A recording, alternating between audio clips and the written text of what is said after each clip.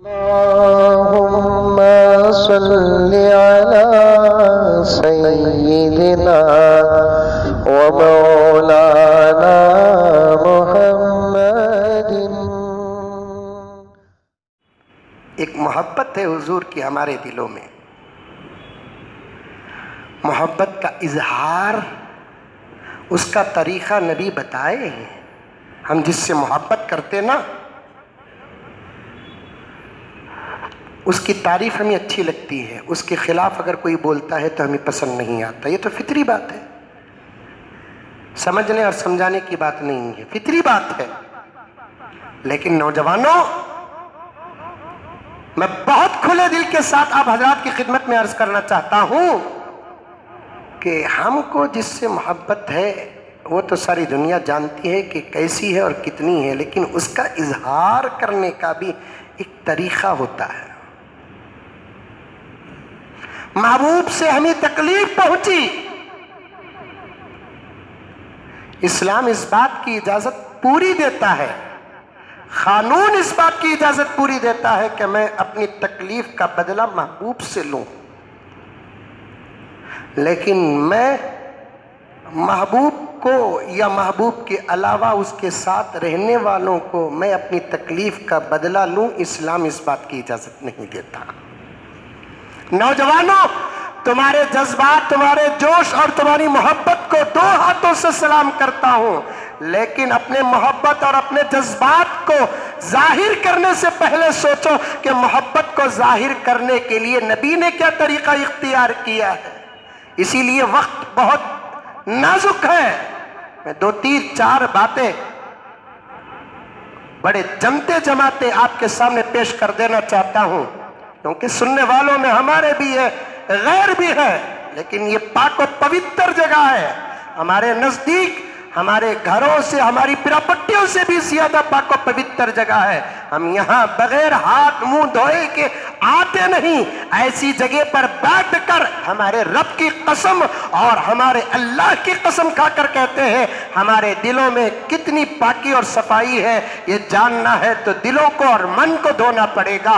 ہم اپنے نوجوانوں کو سنوارتے ہیں، سدھارتے ہیں، اخلاق کا سبق دیتے ہیں، ہم اپنے نوجوانوں کو ان کی غلطیوں پر تنبیہ کرتے ہیں، کبھی ہم اپنے نوجوانوں کو بھڑکاتے نہیں۔ ہم اتنے ابھی گرے نہیں، اور انشاءاللہ تعالی ہم کو اللہ تعالیٰ اتنا نہیں گرائے گا۔ آؤ، شوق سے آؤ، موسٹ ویلکم۔ ہم اپنے جو نوجوانوں کو ان کے غلط کالے اور کرتوتوں پر جتنا تھوکتے ہیں، معافی چاہتا ہوں یہ لفظ میں دور تک پہنچانے کے لیے، ہمارے نوجوانوں کو ہم جمعے اور سیرت کے جلسوں میں، کسی اور فنکشن میں ان کے غلط طریقوں پر جتنا ڈانٹتے ہیں اور جتنا تھوکتے ہیں، جتنی ہم پکڑ کرتے ہیں اور گرفت کرتے ہیں، دنیا کا کسی بھی بڑا اپنے قوم کے نوجوانوں کو پکڑ کر اتنا نہیں ڈانٹتا اور اتنی تنبیہ نہیں کرتا۔ ہمارا نوجوان بیٹھتا ہے تو اسے سنوارتے اور سدھارتے ہیں، کھڑتا ہے تو سنوارتے اور سدھارتے ہیں، پیشاب کے طریقے سے لے کر کھانے کے طریقے تک کے مسائل، زندگی کے پورے طریقے کے مسائل بتاتے ہیں۔ اس لیے میں نوجوانوں سے بھی کہنا چاہتا ہوں، تمہارے جذبات اور ہمارے جذبات صحابہ کے جذبات کے قریب تک نہیں پہنچ سکتے۔ ایسا کوئی موقع ہماری زندگی میں آ جاتا ہے، ہم کو نبی کی زندگی سے سبق لینا پڑے گا۔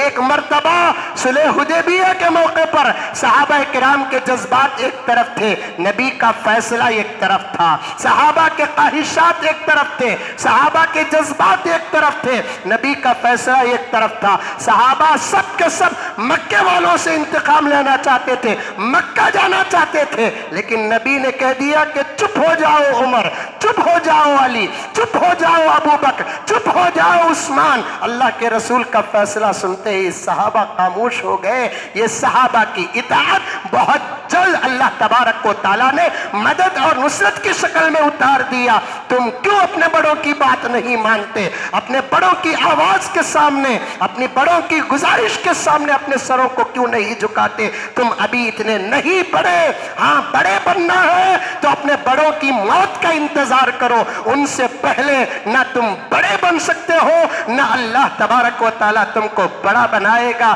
جہاں کچھ لوگوں کی غلطیاں ہیں، کل پرسوں کے واقعات वाक़ियात में, वहीं हमारी भी कुछ नादानियाँ और गलतियाँ हैं। मैं खुद उस मौके पर रहा, मैं हाथ जोड़ता रहा। चुप हो जाओ नौजवानों, चुप हो जाओ, खामोश हो जाओ। खुदा का वास्ता, उस रसूल का वास्ता जिसकी मोहब्बत में तुम अपने बीवी बच्चे माँ बाप को छोड़कर आए, तुम चुप हो जाओ। पुलिस डिपार्टमेंट भी यही कह रही थी, चुप हो जाओ, मसला हल हो जाएगा। और बर वक्त में पहुंचा। और हमारी कौम की भी अजीब आदत है। पहले एक बात कह देता हूं, इस वक्त के हालात में 4 लोगों को अपना बड़ा मानो। सबसे पहले अपनी मस्जिद के इमाम को अपना बड़ा मानो और उसके मशवरे के बगैर कोई काम न करो। सिर्फ नमाज में उसे इमाम मानेंगे, दूसरे मसाइल में उसे इमाम नहीं मानेंगे, कभी तुम अपने मकसद में कामयाब नहीं होंगे। हजरत ये हालत आ कि क्या करना, हजरत मौलाना मुमताज साहब क्या करना, मुजम्मिल क्या करना, फुला क्या करना, पूछो। पहले इमाम, उसके बाद अपने मोहल्ले के सदर सेक्रेटरियों को भी अपना बड़ा मानो। वो मस्जिद ही का सदर नहीं, मस्जिद ही का सेक्रेटरी नहीं, मोहल्ले का भी सदर और सेक्रेटरी। फिर उसके बाद राब्ता अपने इलाके के काउंसलर से करो। ये मसला है साहब, हिंदू हो मुसलमान हो, राब्ता करो। उसके बाद अपने मोहल्ले के इलाके के एमएलए से राब्ता करो। ये चारों के मशवरे पर आप कदम उठाओ, इन्हों बुलाए, घर बार छोड़ कर आ जाओ, इन्हों चले जाओ, बोले हम ना भी छोड़ को तुम्हें चले जाओ, इंशाअल्लाह ताला हमें मसले हल कर लेते हैं। नहीं हुआ तो फिर तुम ना बुलाते। अजीब है, गुस्से का इजहार ऐसा करे कि हमें खुद अपने भाया के गाड़ियां जलाए। अफसोस है, कभी ऐसे काम नहीं करना, कभी ऐसे काम नहीं कर। हालात और कानून को अपने हाथ में ना लो। बोलो इंशाअल्लाह नहीं लेंगे। अब जुमे की नमाज भी होगी, बड़ों से, हजरत अमीर शरीयत से, उलमा से, जिम्मेदारों से, सबसे इस मर्तबा भी यही हुक्म आया कि हालात को सामने देखकर जुमे की नमाज और खुतबात को मुख्तसर बनाकर फौरन अपने अपने घरों को जाए। दुश्मन हम ना कुछ भी समझे, हमें अपने अखलाक को दिखाना है। उसके पास उन्हें क्या है करता, हमारे पास हमें क्या है वो करते हैं। कानून को कभी हाथ में नहीं लेना, कानून को कभी हाथ में नहीं लेना, इस बात की इजाजत इस्लाम नहीं देता।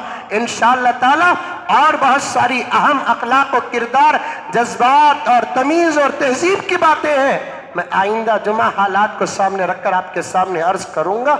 बस दुआएं करते रहो, कसरत से दुरूद पढ़ो, सदकात करो। अल्हम्दुलिल्लाह सुम्मा अल्हम्दुलिल्लाह, अल्लाह तबारक व तआला की मदद जरूर शामिल हाल होगी। जो नबी के साथ गुस्ताखी करता नहीं, उसके मुतालिक हमना गुस्सा नहीं आता, ये कायनात बनाने वाले रब को खुद गुस्सा आता है। हमारे गुस्से से कोई बचे कि ना बचे, अल्लाह के गुस्से से तो कोई बच नहीं सकता। नमाज होगी, सुन्नत व नवाफिल पढ़े, खामोशी के साथ तस्करे क्या भी करो नको, सीधे अपने घरों को चले जाओ।